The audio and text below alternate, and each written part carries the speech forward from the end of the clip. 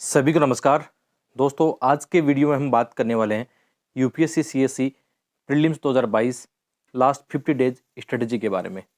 तो इसमें हम एक प्रैक्टिकल स्ट्रेटजी के बारे में चर्चा करेंगे जो आपके काम आने वाली है। तो वीडियो में आगे बढ़ने से पहले दोस्तों, वीडियो को लाइक शेयर जरूर करना। चलते हैं स्ट्रेटजी पे। सबसे पहले हम बात करते हैं कि focus more and more self study. इस समय जैसे आपने कोई भी स्ट्रेटजी बनाई है कि आपको जो भी पढ़ना है, कि आपको जैसे 50 दिन हमारे पास शेष है, तो आप अपने अकॉर्डिंग स्ट्रेटजी बनाना। हो सकता है आपका ऐसा कोई टॉपिक बचा हो, जैसे आपका इन्वायरमेंट बाकी हो या इकोनॉमी अभी बाकी हो, आपको पढ़ना बाकी है, तो आराम से इसको पढ़ना। इसमें बिल्कुल भी पैनिक मत होना। बहुत सारे लोग ऐसे कहते हैं कि इस समय पूरा आपको अपना समय रिवीजन पे लगाना है, तो ऐसी बात नहीं है। आपकी कोई भी टॉपिक बाकी है तो उनको आप आराम से कवर कर सकते हो। ये स्ट्रेटजी आपको ही बनानी है, कैसे आपको रिवीजन करना है, कितना आपको पढ़ना है, किस टॉपिक पर ज़्यादा टाइम देना है। आप किसी के बहकाव में आने की आवश्यकता नहीं है। अपना सेल्फ कॉन्फिडेंस बिल्कुल बनाए रखना और कोशिश ये करनी कि इस समय जितना टाइम आप निकाल सकते हो। इस समय ये नहीं कि आप 8 घंटे पढ़ रहे हो। जितना समय, मतलब घंटों में पढ़ाई अब नहीं करनी है। जितना वक्त आपके पास है उसमें आप अपना पूरा यूपीएससी प्री को फोकस करके लगा सकते हो। और 50 दिन काफ़ी होते हैं। मैं अपना अनुभव बताऊं तो ये वो समय है जब हम पूरी तरह से प्री पे फोकस होकर पढ़ाई करते हैं, और मेरे हिसाब से सफिशिएंट होते हैं कि 50 दिन में। क्योंकि इसमें ये तो है नहीं कि आप पहली बार स्टार्ट करोगे। मैं इतना तो मान के चलता हूँ कि आपने साल भर में कुछ न कुछ पढ़ाई की होगी, उसके बाद में अभी प्री पे फोकस हो रहे हो, तो इसमें आपको कोई नुकसान नहीं है। अपने अकॉर्डिंग आप अपनी पढ़ाई करना, ठीक है। और मैं यहाँ पे नई स्ट्रेटजी क्यों नहीं बताता हूँ, क्योंकि ये सभी स्टूडेंट की अपनी अपनी स्ट्रेटजी होगी। उसमें बिल्कुल छेड़छाड़ नहीं करना है। आप वैसे ही चलते आना है जैसे आपने किया है, ठीक। ये जरूर ये हो सकता है कि जैसे आप जो भी पढ़ रहे हो, अपने दिन का ऐसा समय हो सकता है कि आप कुछ टाइम अपना रिवीजन के लिए निकालो। जो भी आपने पढ़ा है, मैं ऐसे करता हूँ कि शाम के समय, जब शाम के समय थक जाते हैं पढ़ते पढ़ते, तो शाम के समय 1-2 घंटा जो होता है वो मैं देता हूँ रिवीजन को, प्लस जो यूपीएससी के पुराने पेपर होते हैं उनको एनालिसिस करने में टाइम बिताता हूँ। शाम के 1-1.5 घंटा आप मान सकते हो, ठीक है। उससे फ़ायदा मिलता है कि दिन भर हम पढ़ते हैं, सुबह अर्ली मॉर्निंग से पढ़ना स्टार्ट करते हैं, वो शाम तक पढ़ते हैं, तो इतनी एनर्जी नहीं होती कि शाम को नया कोई टॉपिक पढ़ें।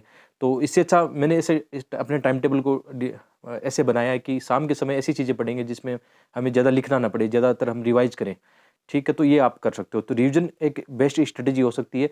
लास्ट टाइम के लिए इसको मत छोड़ो कि लास्ट 5 दिन 10 दिन पहले हम रिवीजन करेंगे। मेरे हिसाब से ये होना चाहिए, अब ये होना चाहिए रिवीजन में कि आप डेली अपना एक प्लान बनाओ रिवीजन का, कि जो भी आपने टॉपिक पढ़ लिए हैं, कि जैसे आपने पॉलिटी पढ़ लिया, हिस्ट्री पढ़ लिया, ज्योग्राफी पढ़ लिया, तो इनको रिवाइज करते चलो, ताकि आपको लास्ट समय प्रेशर ज़्यादा नहीं सहन करना पड़े। नॉर्मल वे में आपको आराम से पढ़ाई करनी है। एक चीज़ आपका कमेंट सबसे ज़्यादा आता है कि सर हमें मॉक टेस्ट सीरीज देनी चाहिए या नहीं देना चाहिए। तो मेरा ये मानना है कि सबसे पहले आपको क्या करना है, सबसे पहले तो आपको जो यूपीएससी के पुराने पेपर है 25 ईयर के, मैं मान के चलता हूँ ये ज़्यादा बढ़िया रहते हैं, क्योंकि वहाँ से बहुत सारे क्वेश्चन 2021 के पेपर में भी, मैंने आपको पहले भी बताया था कितने क्वेश्चन रिपीट हुए हैं। तो 95 से लेकर, इसमें भी सिलेक्टिव होना है, 95 से लेकर जैसे 2021 तक के प्री के पेपर हैं, आप इनको देख सकते हो। जब आप 95 से पेपर क्वेश्चन पत्र देखोगे तो उसमें ये नहीं कि सभी क्वेश्चन आपको देखने हैं, उसमें इर्रिलेवेंट चीज़ें उनको हटा देना, करंट अफेयर के उसमें पुराने वो हटा देना। आपको ये देखना है कि जैसे पॉलिटी के पुराने प्रश्न पत्र भी काम के हैं, हिस्ट्री के अंदर काफ़ी क्वेश्चन ऐसे होते हैं, आर्ट एंड कल्चर में होते हैं, तो ये चीज़ें आप आराम से वहाँ से देख सकते हो। और एटलीस्ट ये ज़रूर करके जाना है कि 5-6 सालों के पेपर तो आपको देखने हैं। उससे ये फ़ायदा मिलेगा कि यूपीएससी का ट्रेंड क्या है, उससे आप आराम से अपना फोकस उस दिशा में रख सकते हो। तो ये ज़रूर करना है, क्योंकि बहुत सारे क्वेश्चन रिपीटेशन होते हैं, उनके आंसर एक्सप्लेनेशन से क्वेश्चन रिपीट हो सकते हैं, उनके आस-पास से रिपीट हो सकते हैं। तो सबसे पहला तरीका आपको ये अपनाना है। टेस्ट सीरीज़ की बात तो बाद में आती है कि सबसे पहले आपने जो प्रमुख काम है वो कर लिया, उसके बाद में हम सोच सकते हैं कि अब हमें टेस्ट सीरीज़ देनी चाहिए या नहीं देनी चाहिए। इसके अलावा ये काम आपने ऊपर वाला कर लिया हो, ठीक है, आपने प्रीवियस ईयर के पेपर अच्छे से एनालिसिस कर लिए हो, तो आप एक मॉक टेस्ट ज़रूर देख सकते हो। ये आपको अकॉर्डिंग आपको बनाना है कि आपको किस कोचिंग का मॉक देना है, या 1 देने, 2 देने, आप अपने हिसाब से इसको प्रॉपर वे में एक स्ट्रेटजी बनाना। और एक चीज़ हमेशा ध्यान रखना कि जब मॉक टेस्ट देते हो ना, तो उसको प्रॉपर वे में एनालिसिस ज़रूर करना। ऐसा नहीं है कि आपने पेपर दिया, फेंक दिया, वो करोगे तो मॉक टेस्ट का कोई फ़ायदा नहीं होगा, ठीक है। मॉक टेस्ट आजकल मार्केट में आप जानते हो फोटोकॉपी आराम से मिल जाती है, इसमें आपको एक्स्ट्रा पैसा लगाने की बिल्कुल भी आवश्यकता नहीं है। तो ये काम ज़रूर करना और घबराना मत। जैसे एग्ज़ाम्पल के तौर पर हम देखते हैं कि आपने 2 घंटे में क्या किया, 2 घंटे में कोई भी पेपर दिया प्री का, कोई भी मॉक टेस्ट दिया आपने, तो उसके अगले जो 2-3 घंटे हैं ना, उसमें प्रॉपर वे में एनालिसिस करना। ऐसा नहीं है उसको 2 दिन बाद में देखोगे, भूल जाओगे यार, जो सीखना चाहोगे वो चीज़ नहीं सीख पाओगे यहाँ से। ये ज़रूरी है कि या तो मॉक टेस्ट दो मत, क्यों टाइम खराब कर रहे हो? यार जब मॉक टेस्ट दे रहे हो ना, तो फिर उसका प्रॉपर वे में एनालिसिस करो, ये चिंता मत करो। आपको ये लगेगा मेरा टाइम बहुत जा रहा है, मुझे तो ये टॉपिक पढ़ना है, बहुत ज़्यादा पढ़ना है। पढ़ने की बजाय आप इन चीज़ों पे ज़्यादा फोकस करो कि जो काम कर रहे हो ना, उनको सही से करो, उससे ज़्यादा बेनिफिट मिलता है। ठीक है। इस समय करंट अफेयर का भी बहुत ज़्यादा बाढ़ आ जाएगी, तो मेरा तो यही मानना है कि फ़ोकस रखो अपनी चीज़ों पे जो भी आपने किया है। जैसे अभी तक आपने कुछ भी नहीं पढ़ा हो तो विज़न पीटी 365 है, या और भी जो आपको अच्छा लगता है, मतलब जैसे ओनली आइज़ की उड़ान जो है वो देख सकते हो, जो आपको अच्छा लगता है। इसमें कोई आपको बाधा नहीं रखनी है, आपके अकॉर्डिंग आपने किया है, किसी कोचिंग का किया है वो ठीक है। एक रखना है सफिशिएंट है, एक मटेरियल को आपको फ़ॉलो करना है, उसमें ज़्यादा नहीं करना है, ठीक है? तो एक्स्ट्रा टाइम ज़्यादा नहीं लगाना। यदि आपने मंथली मैगज़ीन और न्यूज़पेपर सही से पढ़ा है, तो आपको ये भी पढ़ने की आवश्यकता नहीं है, ठीक है? मैगज़ीन फिर ज़्यादा इश्यू नहीं रहता इस समय कि आपको पीटी 365 पढ़नी है, ठीक है? आगे बढ़ते हैं। ये ज़रूरी है कि यार आपके ये सेक्शन बिल्कुल छूटने नहीं चाहिए। आप जब जब भी किसी टॉपिक को वरीयता देते हो ना, तो आपको हमेशा ये याद रखना है कि जैसे पॉलिटी है उसको बिल्कुल भी मतलब छोड़ना नहीं है। लक्ष्मीकांत आप पढ़ रहे हो तो उसको ढंग से पढ़ते रहना है। मॉडर्न हिस्ट्री पढ़ रहे हो तो अभी भी टाइम आराम से इनको कवर कर सकते हो। इकोनॉमी में जैसे हम कई बार बात कर चुके हैं कि इकोनॉमी में मृणाल सर की वीडियो आएँगे, फ्री में कई वीडियो आपको मिल जाएँगे। जैसे विन 22 उनकी सीरीज़ है, फ्री में आपको मिल जाएगी मृणाल सर की इनिशिएटिव। तो ऐसी चीज़ें हैं तो आप इनको ज़्यादा फ़ोकस करो। मेरे हिसाब से जो मैं कर रहा हूँ वही आपको मैं बता रहा हूँ, इसलिए शायद इनको आप कनेक्ट कर पाओगे। एनवायरनमेंट में जो भी नई चीज़ें चल रही हैं उनको देखना, साइंस और टेक में नई इनोवेशन है। तो कुल मिला के बात क्या है कि प्रीवियस ईयर के पेपर आपको ये बात बता देंगे कि किन चीज़ों पे आपको ज़्यादा फ़ोकस करना है। तो ज़्यादा से ज़्यादा आपका समय जैसे अगला जो 50 दिन है, आपको सबसे पहले उन चीज़ों पर आपको देना है जहाँ से ज़्यादा क्वेश्चन आएँ। ऐसा नहीं कि जैसे आप उन चीज़ों पे देने लग जाओगे जहाँ से क्वेश्चन कम आएँ। जैसे इस समय ये बचना चाहिए कि जैसे इस समय आपने आर्ट एंड कल्चर में 1 महीना लगाया या 15-20 दिन लगाए, तो ये बेवकूफ़ी होगी आपकी, है ना? इसको समझने की कोशिश करना जो मैं बताना चाह रहा हूँ। इस समय उन चीज़ों को छोड़ दो जिनसे बहुत ही कम क्वेश्चन आए हैं। जैसे मिडाइवल हिस्ट्री है, तो मिडाइवल हिस्ट्री में आप जितना टाइम लगाओगे वहाँ से आउटपुट भी बहुत कम आएगा। तो इसके बजाय ऐसी चीज़ों में ज़्यादा टाइम लगाओ जहाँ से ज़्यादा क्वेश्चन आ सकते हैं। इस बात को ज़रूर समझना, क्योंकि 50 दिन बहुत ही इम्पोर्टेंट है। एक-एक दिन आपका अब मतलब काउंट होगा। एक-एक दिन आपके लिए बहुत इम्पोर्टेंट होगा, इसलिए इसको ध्यान में रखना है। इसके अलावा ये पॉइंट सबसे इम्पोर्टेंट है। इस समय क्या होगा, जैसे-जैसे एग्ज़ाम पास में आएगी ना, थोड़ा एंग्ज़ायटी बढ़ेगी, और मैं देख रहा हूँ कमेंट में भी बहुत सारे एस्पिरेंट हैं जो ऐसा कमेंट करते हैं कि सर एग्ज़ाम से डर लगता है कि हम इस समय छोड़ दें, नेक्स्ट ईयर देंगे। तो इन फालतू चीज़ों में बिल्कुल भी आपको टाइम ख़राब नहीं करना है। आपने मेहनत की है, आप अपने आप पर विश्वास करो, साहस की भावना रखो कि आपने जो भी किया है ना, अच्छा किया है, और आपका परिणाम भी अच्छा आएगा। और इस समय अपने माइंड में, अपने मन में जितना हो सके सकारात्मक चीज़ों को रखो यार। ठीक है? आप कुछ अच्छी चीज़ों का सहारा ले सकते हो, जैसे आपको कोई मोटिवेशन बुक पढ़ना पसंद है, वो भी आप देख सकते हो, इस समय बहुत ज़रूरी है। कभी कोई शॉर्ट मूवी हो मोटिवेशन, वो आप देख सकते हो। इसके अलावा जैसे मैं क्या करता हूँ कि जैसे मैं कुछ अच्छी किताबें इस समय सुनता हूँ।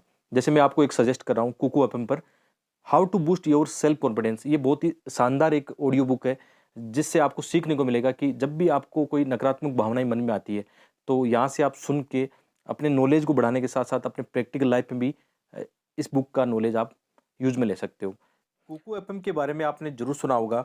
ये मेड इन इंडिया ऐप है जिसको 4.5 की स्टार की रेटिंग मिली हुई है। यहाँ पर आपको 3000 से अधिक ऑडियो बुक और समरी सुनने को मिल जाएगी।